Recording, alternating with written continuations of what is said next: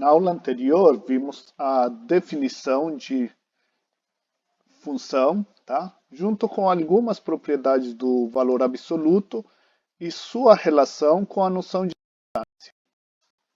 No dia de hoje, queremos introduzir um conceito que vai ser trabalhado ao longo dos cursos de cálculo, que é o conceito de limite. Tá? É um dos conceitos fundamentais do cálculo. Para mim, é a base de todo o cálculo, tanto para definir integrais quanto para definir derivada. Tá? Então, limite é um conceito básico fundamental. Qual é a ideia? Como vimos na definição de função, uma função é uma relação entre dois conjuntos, tá? Um conjunto que chamamos de domínio e um conjunto que chamamos de imagem.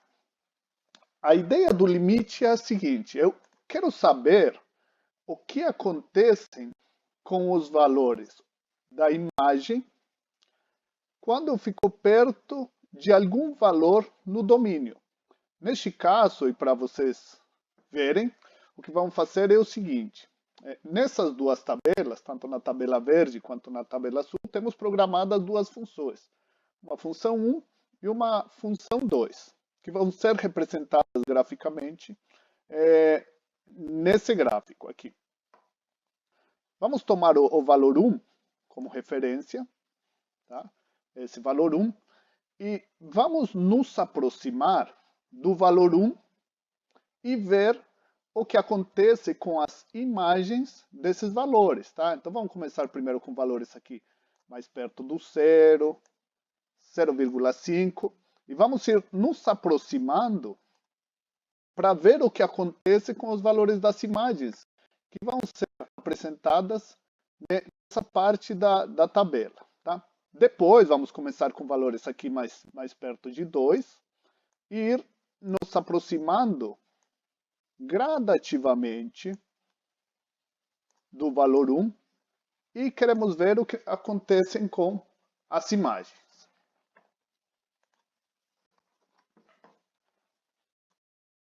Começando com o valor de 0, vemos que a função no 0 ela é igual a 3. Podemos considerar um valor mais perto do 1, 0,5. Vemos que a imagem seria 4, representada aqui no plano cartesiano. Podemos ficar mais perto ainda, 0,75. Uma imagem de 4,5. Tá?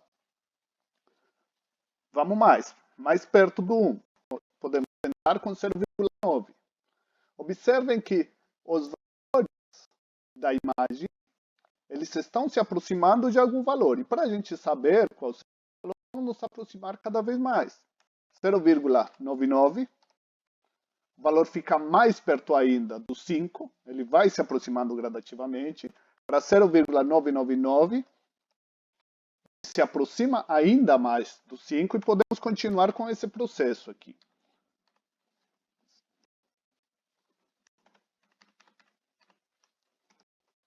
E observamos que, de fato, valores, enquanto mais próximo estou do valor 1, os valores das imagens vão ficando mais perto do 5. Tá? Vemos aqui no gráfico como essa aproximação ao valor 5 acontece. Por outro lado, podemos nos aproximar também com valores a partir do 2. Então, a partir do 2, vamos nos aproximar para 1, obtendo o seguinte. Então, aqui podemos ter 1,5, 1,75, logo depois 1,5, podemos ter 1,01, 1,001, 1,0001 e 1,00001. Observem de novo que enquanto mais próximos estamos do valor 1, melhor é a nossa aproximação até o 1. Tá? Dessa maneira, a gente poderia dizer o seguinte, bom, se eu quiser estabelecer o limite de uma função, eu só precisaria fazer uma tabelinha de valores e me aproximar daquele valor que eu estou em dúvida de para quais valores se aproxima, e a tabelinha poderia dar para a gente aquele resultado. Tá? Porém, tem outra função. A nossa aproximação ao valor 1, ela é bem clara. Quando eu estou próximo de 1, acima de 5. Vamos agora fazer o mesmo com essa função. Essa função é programada aqui, ó, aqui em cima. Quando eu tenho o valor de 0, vale 5. Agora vamos nos aproximar com 0,5. Dá 2,5. 0,75. Passou para 3,75. Em 0,9, 4,5. 0,99. 495. Aparentemente, a função está se aproximando de 5, que nem no exemplo anterior. Então vamos nos aproximar mais. 0,999 está mais perto ainda de 5. 0,999 ainda mais perto do 5. Então, aparentemente, se formos usar ou definir o conceito de limite a partir de uma tabela, a gente poderia dizer, olha, já estamos suficientemente próximos do 1, e poderíamos afirmar que a função vai ficar mais perto do valor. De qual valor? Bom, do valor de 5. Aqui, aqui os valores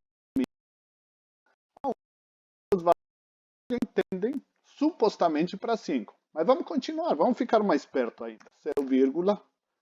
0,99999. 5. Então, aparentemente, essa tendência é clara para 5. Se continuarmos com o processo, agora com 6, 9, depois da vírgula, ficaria 0,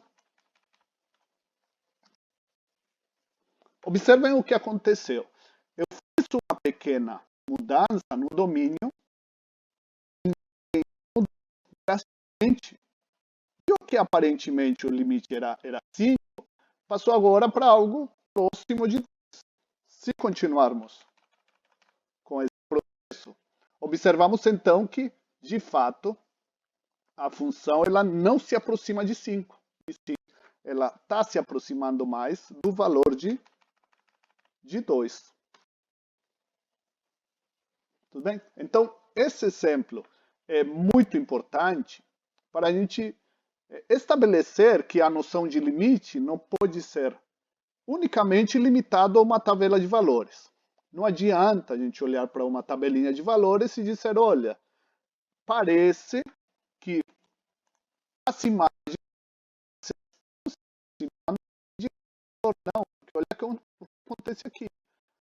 E teríamos quase certeza com esses valores que o limite ia ser 5, como acontecia nesse valor.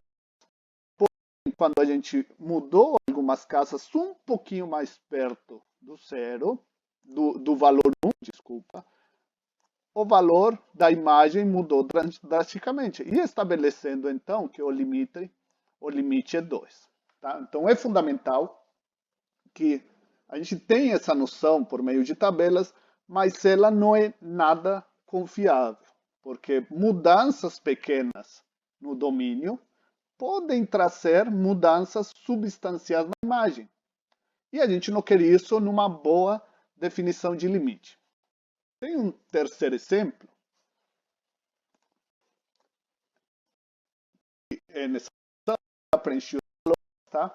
Aqui eu defini o valor 1 na função 1 no valor 1 definido, tá? Eu me aproximei aqui do valor do 0 aqui e do 1. Observe o que acontece. Eu vou me aproximando.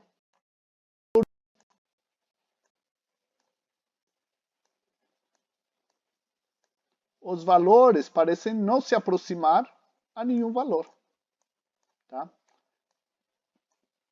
E temos a noção aqui de que aquele limite não existe, ou seja, quando eu fico próximo do valor 1, as imagens elas não se aproximam a nenhum valor. Tá? Então, aparentemente, esse limite não existe.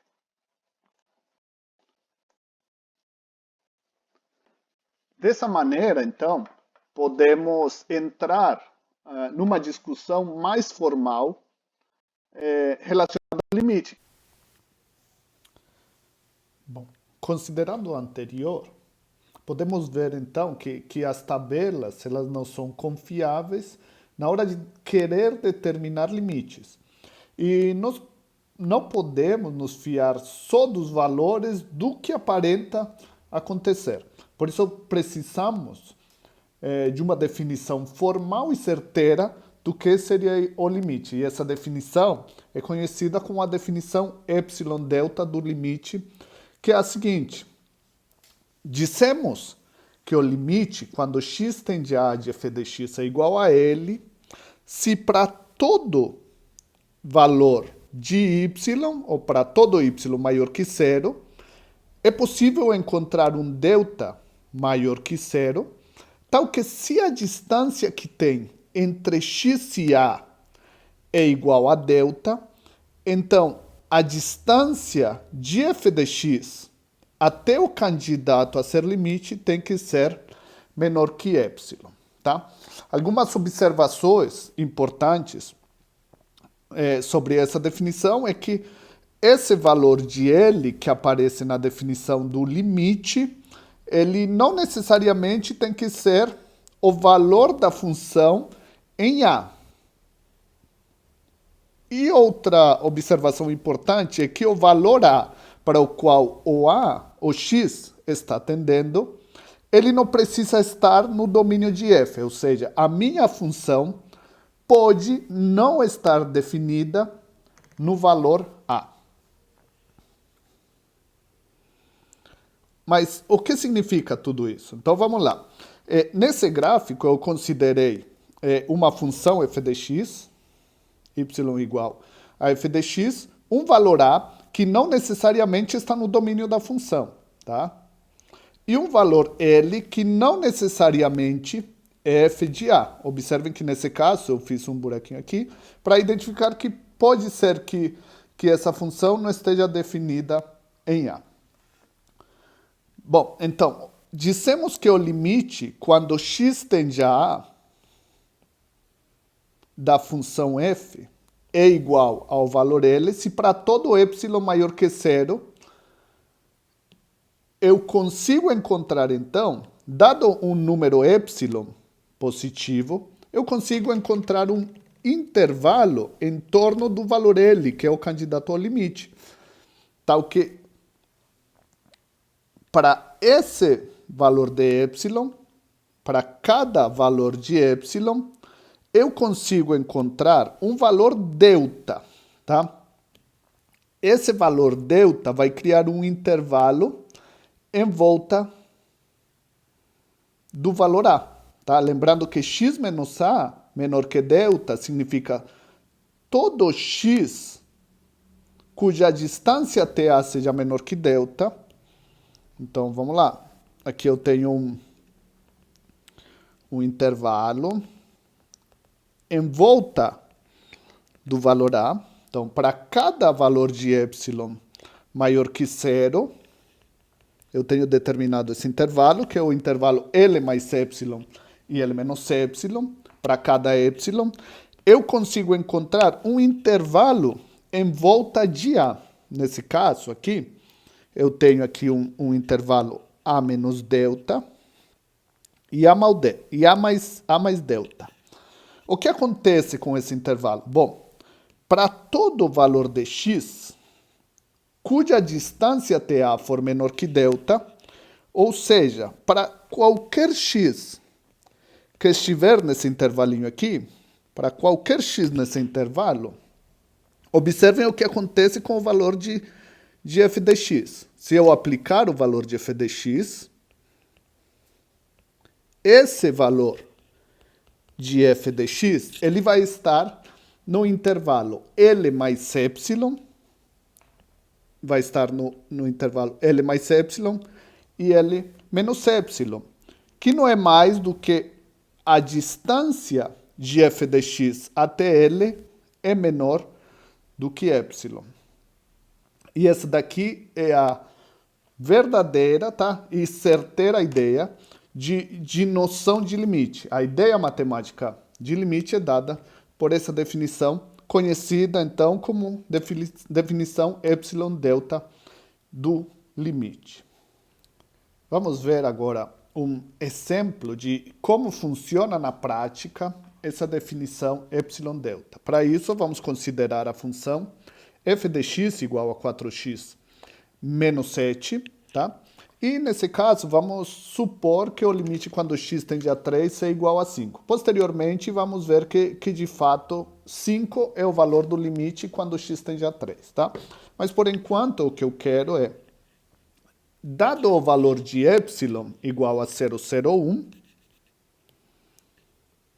eu quero determinar o valor de delta, quero saber quem é delta, de tal maneira que se a distância que tem entre x e 3 é menor do que esse valor delta, então a distância entre f de x e 5, que é o candidato a limite, ou que é o limite, seja menor que o epsilon, que nesse caso é 0,01. Dessa maneira, a gente tem então o seguinte, como a distância que tem entre f de x e 5 é menor que 0,01, considerando a minha função, que nesse caso é 4x menos 7, então fica que o módulo de 4x menos 7 menos 5 é menor que 0,01. Logo, o módulo de 4x menos 12 é menor que 0,01. Colocando o 4 em evidência, eu tenho então que 4 vezes o módulo de x menos 3 tem que ser menor que 0,01 e, portanto, observe que a distância que tem de x até 3 tem que ser menor que 0,01 dividido entre 4, que não é mais do que 0,0025. Tá? Então, o que isso quer dizer?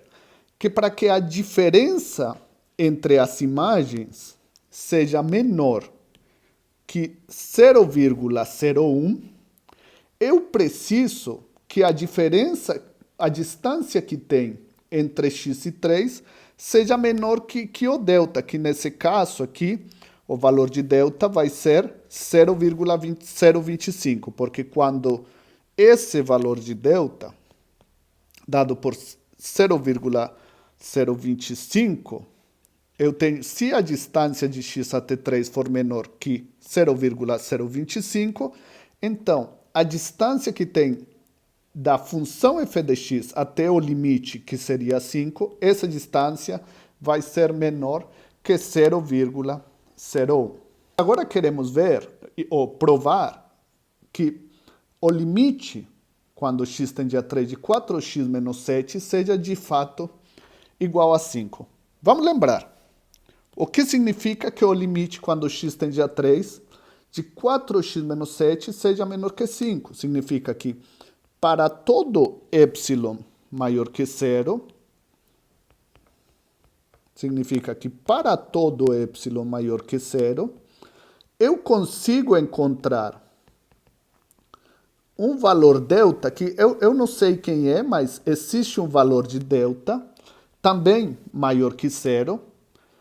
Qual é a propriedade do delta? A propriedade do delta que eu tenho que encontrar é que se a distância que tem de x até 3 ela for menor que delta, então a distância que tem das imagens, ou seja, de f de x até o candidato a limite, que nesse caso é 5, tem que ser menor que epsilon.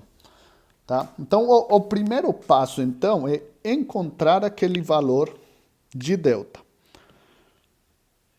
Esse seria o nosso primeiro passo. Então, o primeiro passo é encontrar delta. E depois de encontrar delta, a gente vai justificar que, de fato, a definição de limite é válida para aquele delta. Para encontrar aquele delta, a gente faz exatamente do mesmo jeito que no exemplo anterior. Como? Se a distância que tem entre f de x, se f de x menos 5 é menor que epsilon, então eu sei, utilizando a minha função, que no caso é 4x menos 7, eu tenho que 4x menos 7 é a f de x menos 5, tem que ser menor que epsilon, logo 4x menos 12 é menor que epsilon. Colocando 4 em evidência, fica 4 vezes o módulo de x menos 3 é menor que epsilon. Isso quer dizer que se a distância que tem de f de x até 5 é menor que epsilon, é porque a distância que tem entre x e 3, ou seja, o módulo de x menos 3, tem que ser menor que epsilon sobre 4. Neste caso, então, eu acabo de encontrar meu delta.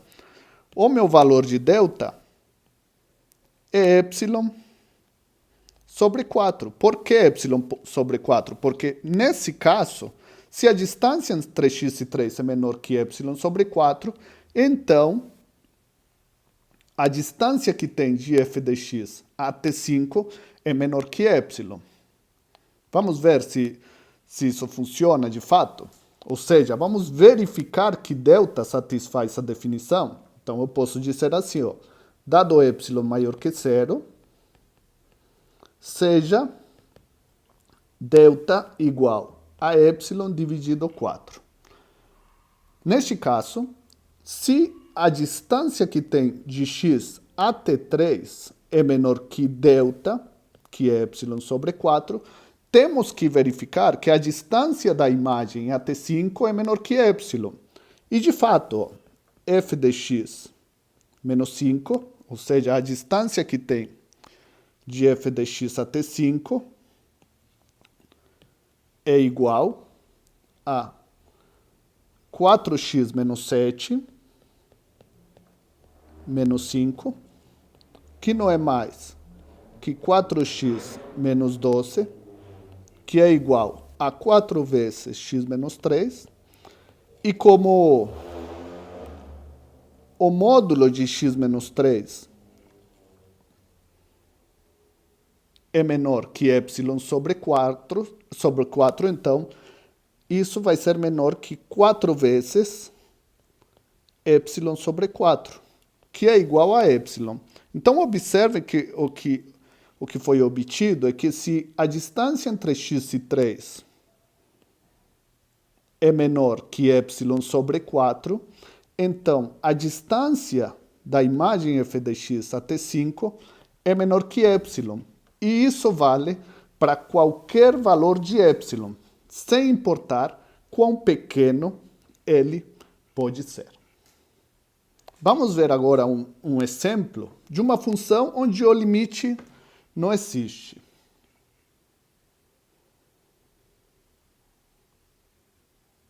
Então, vamos considerar a função f de x igual a 1.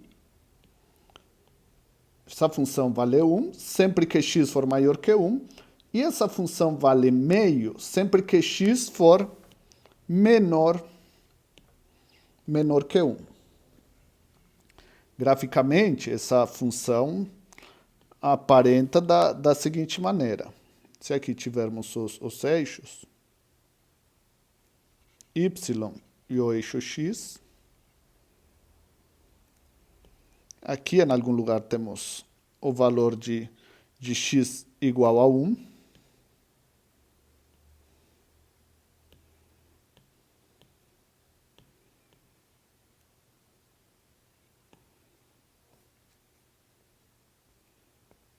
temos o valor de x igual a 1.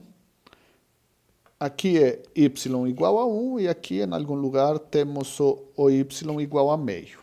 A nossa função, então, se formos pensar num gráfico, ela vale para valores maiores que 1, a função vale 1. Se x é maior que 1, a função vale 1. Incluindo no 1 a função também vale 1. E para valores menores que 1, a função vale meio. Então, um gráfico seria esse daqui. No 1, a função vale 1. Para essa função, não é possível encontrar um valor do limite.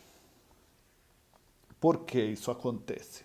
Pois, nesse caso, para y igual a 1/4, vamos aplicar a definição de limite. Note que para y igual a 1/4, note que se y for igual a 1/4, e ele for qualquer número real, observem que eu estou considerando qualquer candidato, possível candidato a limite. Então, eu tenho a seguinte observação. Vamos fazer um intervalo aqui. Vamos fazer qualquer delta. Ó. Para todo delta, considere qualquer opção de delta positivo. Aqui eu vou estar em 1 mais delta, delta mais 1, e aqui eu vou estar em 1 menos delta. Neste caso, eu consigo sempre valores x1 e x2. Eu consigo aqui um valor x1 e aqui um valor x2. De tal maneira que a imagem de x1 vai ser 1 e a imagem de x2 vai ser meio. E então o que acontece? A diferença que tem entre as imagens de f de x1 e f de x2 vai ser quem? Ó? A diferença entre f de x1 e f de x2 é quanto? Bom, f de x1 é igual a 1, f de x2 é igual a meio. Ou seja, a diferença das imagens vai ser meio. E nesse caso, observem também que a distância que tem entre x1 e 1 é menor que delta, e a distância que tem entre x2 e 1 também é menor que delta, porque está no intervalo 1 menos delta, 1 mais delta. Por outro lado, observem que essa expressão ela pode ser escrita da seguinte maneira. Ó, vou deixar aqui o meio. Meio é igual à distância que tem entre f de x1 e f de x2. Isso daqui é exatamente igual a f de x1 menos L menos f de x2 mais L. O único que eu fiz aqui foi somar e fazer a diferença com L. Ó. Menos L mais L dá 0. Eu não mudei nada na equação. Tá? Só que isso daqui é sempre menor ou igual que f de x1 menos L mais f de x2 menos L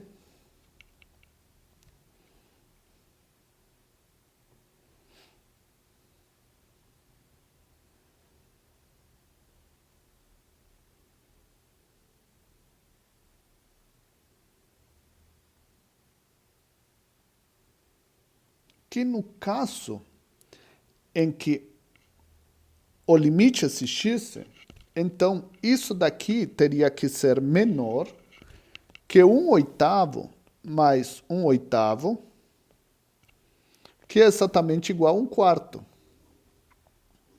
Cuidado.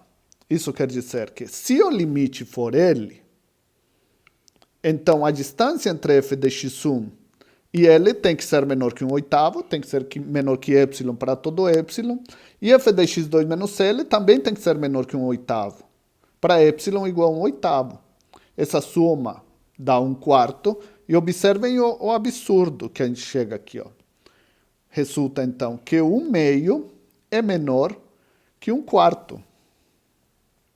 Se o limite for algum valor L, tá? Estou dizendo, se o limite for L, então 1/2 seria menor que 1/4.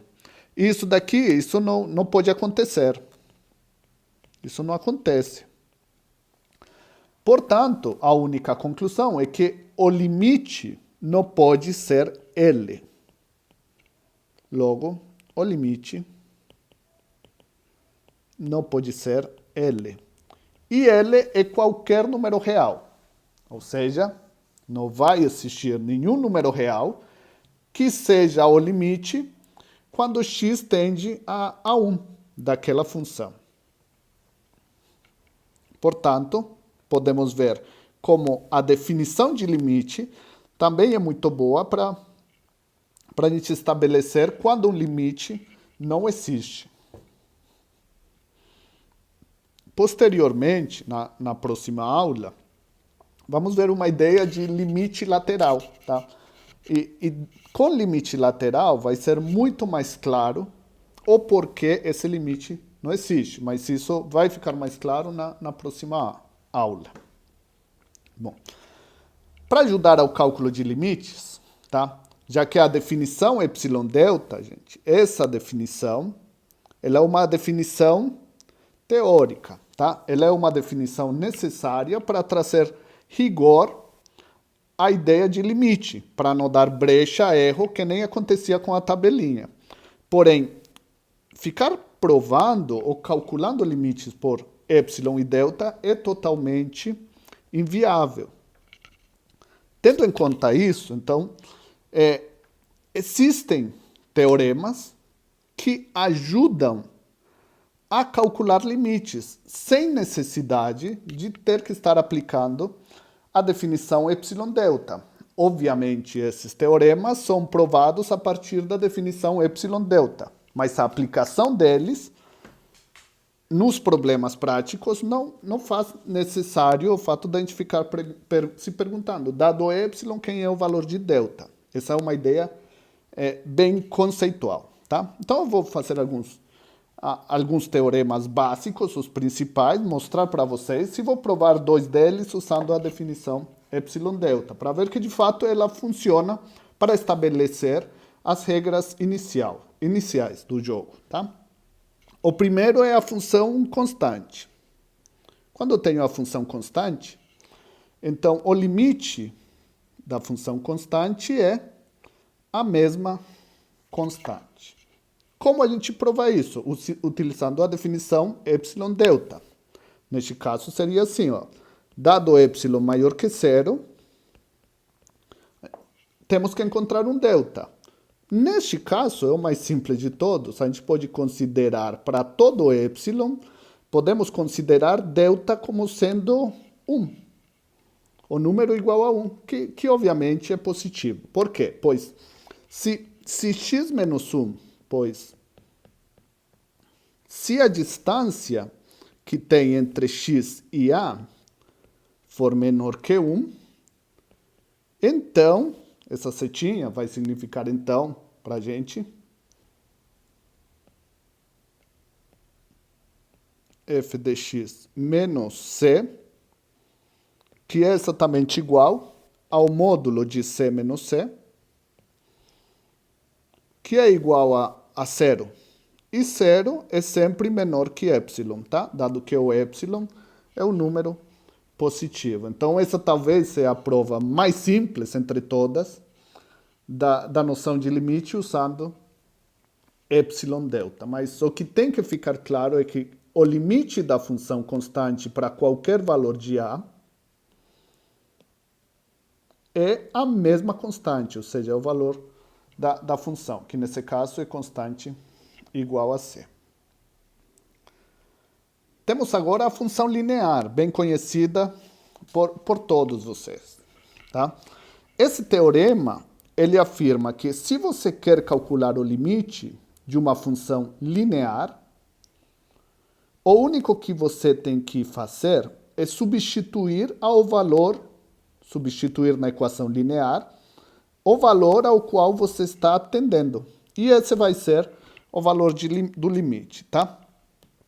Vou provar com epsilon delta esse teorema de limite, só que aqui eu vou considerar que o m é diferente de zero. Por que o m é diferente de zero? Bom, se m for zero, então a função seria constante. Ficaria f de x igual b, constante. E esse é o teorema anterior. Por isso, eu posso considerar m diferente de zero. Tá? Para utilizar a definição de epsilon delta, então a gente começa com um epsilon arbitrário, ou seja, dado epsilon maior que zero, temos que encontrar um delta. Então, eu vou dizer o seguinte, ó, considere delta como sendo epsilon sobre o módulo de m, tá? Observem que esse valor, se epsilon é positivo, então epsilon dividido pelo módulo de m também é um número negativo, é um número positivo, tá? Estritamente maior que zero. Neste caso, se neste caso a distância que tem de x até a for menor que delta, que quem é o nosso delta? Nosso delta agora escolhemos como sendo epsilon sobre módulo de m. Se essa distância entre x e a é menor que epsilon sobre m, temos que ver o que acontece com as imagens. Então, as imagens, a distância entre f de x e o limite tem que ser menor que epsilon. Temos que provar isso. Então, vamos fazer essa diferença. Quem é a distância que tem entre f de x e o candidato a limite? O candidato a limite, nesse caso, é ma mais b. Substituímos o valor da nossa função, lembrando que, nesse caso, a função de interesse é a função linear, que é mx mais b menos ma menos b. Cancelamos os b's. E podemos pôr em evidência o m. Então, fica módulo de m vezes x menos a, que é igual ao módulo de m multiplicado por x menos a. Agora, como x menos a é menor que epsilon sobre m, então eu posso substituir aqui. Ó, x menos a é menor que epsilon sobre m. Então, essa expressão ela vai ser menor que m vezes epsilon módulo de m vezes epsilon sobre módulo de epsilon, módulo de m, que é exatamente igual a epsilon. Tá? Então, em resumo, para epsilon maior que zero, sem importar quem for epsilon, considerando epsilon delta igual a epsilon sobre m, se a distância que tem de x até a é menor que epsilon sobre m, então a distância que tem de f de x até o candidato a ser limite, que nesse caso é ma mais b, é também menor que epsilon. Concluindo assim, então, que, de fato, o nosso limite é ma mais b. Bom, agora temos os teoremas mais clássicos sobre limite, que vocês já trabalharam bastante, então eu vou passar rapidamente, vou só fazer uma observação entre eles. Se a gente tem três funções, f, g e h, tá? Definidas no mesmo intervalo i, e A é um elemento do intervalo I, ou do domínio I, o domínio tem que ser comum às três funções. E, adicionalmente, sabemos que o limite, quando x tende a de f de x, é L. E o limite, quando x tende a de g de x, for M. Então, o limite da soma das funções f e g é igual à soma dos limites. O limite do produto das duas funções vai ser o produto dos limites. Já no quociente, o limite do quociente vai ser igual ao quociente dos limites, desde que m seja diferente de zero. Muito cuidado com isso. Isso só é válido se m for diferente de zero. E a quarta, que é relacionada com a raiz, ó, se ele for positivo e n é um número par, então o limite de uma raiz é a raiz do limite. Já se n é ímpar, então o limite da raiz é a raiz do limite, tá? Então muito cuidado. Quando temos que ter cuidado? Quando temos um denominador, cujo limite tende a zero, é zero, ou quando temos uma raiz par, cujo limite seja um número menor ou igual a zero. Cuidado, que aqui é maior que zero, não admite nem que seja zero. E dessa maneira temos os teoremas principais para calcular limites. Com essas ferramentas, a gente pode calcular limites mais complexos, tá? Por exemplo, se quisermos calcular o limite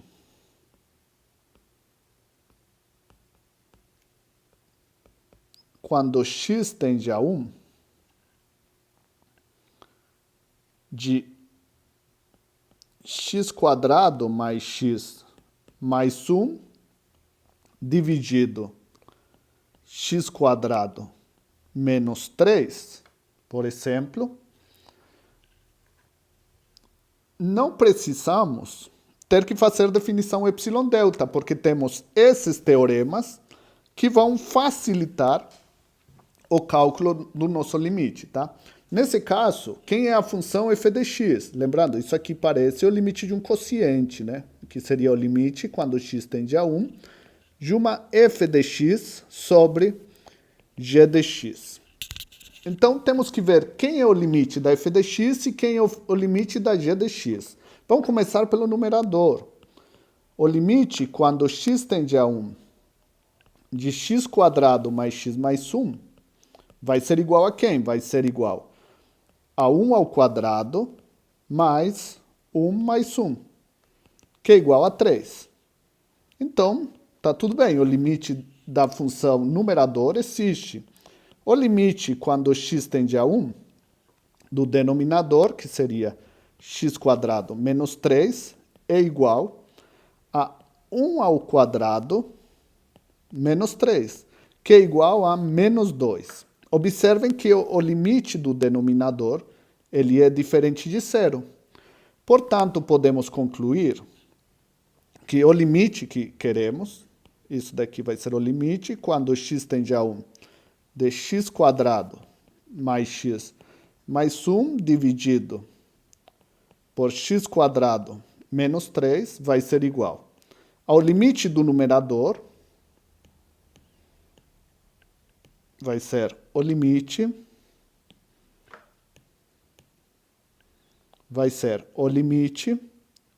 quando x tende a 1, de x² mais x mais 1, dividido o limite, quando x tende a 1, de x² menos 3, que é igual a menos 3 sobre 2, tá? Então, os teoremas, eles vêm para ajudar no cálculo de limites, tá? E eles podem ser utilizados, mas sempre levando em consideração as restrições, principalmente quando temos um denominador que é nulo, ou então uma raiz par, cujo limite seja negativo. A partir de agora, a gente vai ver teoremas e exemplos de como podemos calcular limites, diferentes maneiras de calcular limites, mas para isso vai ter uma aula só com exercícios relacionados. Lembrando que para a fixação do conteúdo é necessário fazer exercícios toda a aula, tá? A continuação tem esses exercícios, são níveis fácil, tem um desafio, tá? Mas é muito importante resolver antes da nossa aula.